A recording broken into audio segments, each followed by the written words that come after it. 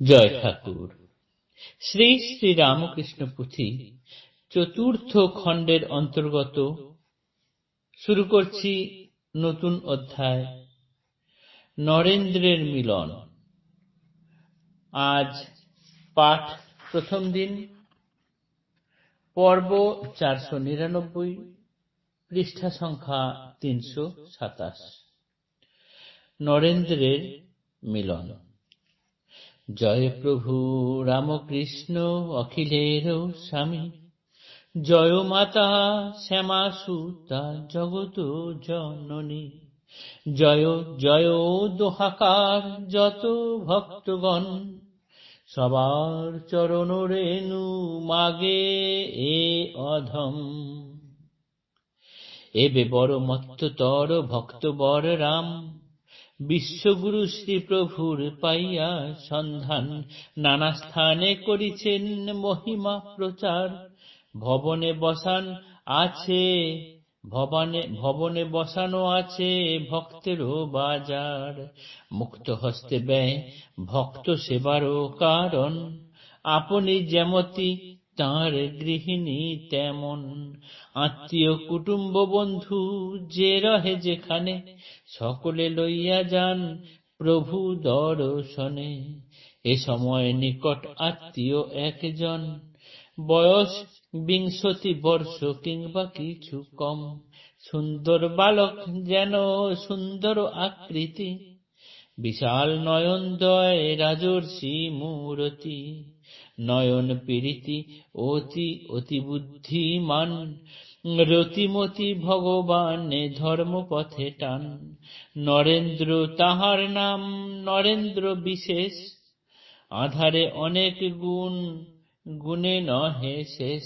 উজ্জ্বল জাতির কুল তাহার জন্মে, কোর্টের উকিল পিতা বিশ্বেশ্বর নামে। শহরেতে সিমলায় করেন বসতি, সমাজে লোকের মাঝে দোষে গুণে খ্যাতি।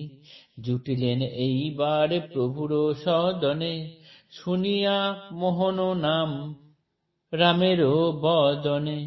ভাবি মহাতরুবর ফল ফুলে ভরা, সুশীতল ছায়া শালী বিস্তৃত চেহারা।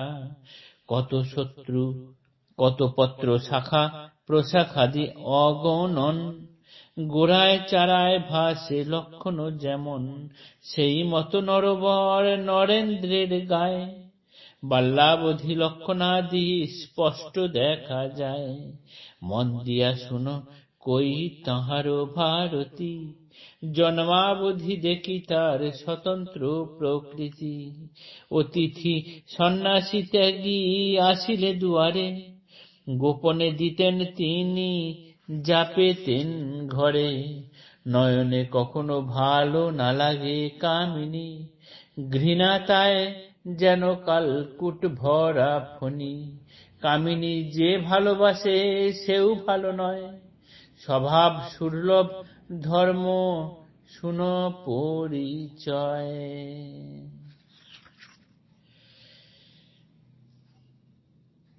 জয় ঠাকুর। নরেন্দ্রর মিলন এই পর্বে পুথিকার শুরু করেছেন এই বলে যে এখন ভক্তবর রাম দত্ত তিনি ঠাকুরে খুব মজেছেন, ঠাকুরের কথা ঠাকুরের মহিমা সব জায়গায় তিনি প্রচার করছেন, বলছেন, এবং তার বাড়িতে ভক্তের বাজার বসানো আছে। মুক্ত হস্তে তিনি ভক্ত সেবার জন্য খরচ করে যাচ্ছেন। আত্মীয় কুটুম যে যেখানে আছে সবার কাছে তিনি ঠাকুরের কথা বলছেন, এবং যখন যেখানে যাকে পাচ্ছেন, যখনই ঠাকুরের কাছে আসছেন তাদেরকে ধরে ঠাকুরের কাছে নিয়ে আসছেন।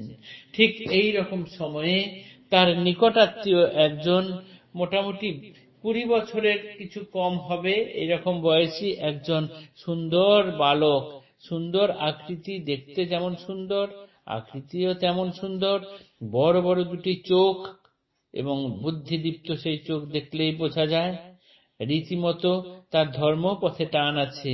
তার নাম নরেন্দ্রনাথ দত্ত। তাকে ঠাকুরের কাছে এখন রামচন্দ্র দত্ত নিয়ে চলে এলেন। তার পিতা বিশ্বেশ্বর, তিনি কোর্টের উকিল। শিমুলিয়া দত্ত পরিবারে তার জন্ম, সেখান থেকেই থাকেন এবং এই নরেন্দ্রনাথ দত্তই পরবর্তীকালে রামকৃষ্ণ ভাবধারার মহাতরুবর হয়ে দাঁড়াবেন। কত পত্র শাখা প্রশাখাদি এনার মারফতেই পরে বেরোবে, সেটি এখন পুথিকার তাই বলছেন। আর ইনি অর্থাৎ এই নরেন্দ্রনাথ দত্ত, এই বালক 20 বছরের নিচে বয়স, যুবক, তার স্বভাব প্রকৃতি জন্মাবধি যেন একটু আলাদা রকমের। তিনি অতিথি সন্ন্যাসী যদি তার দুয়ারে আসতো, তাকে সমস্ত কিছু ঘরে যা পেতেন তাই দিয়ে দিতেন। কামিনী একদম পছন্দ করতেন না এবং যে কামিনীকে ভালোবাসে তার থেকেও তিনি দূরত্ব বজায় রাখতেন। এই অবধি আজ পাঠ করলাম। আগামীকাল এর পরের অংশ পাঠ করব। নরেন্দ্রনাথ দত্তের বিষয়ে আমরা বাল্যাবস্থার কিছু কথা শুনব। জয় ঠাকুর, নমস্কার।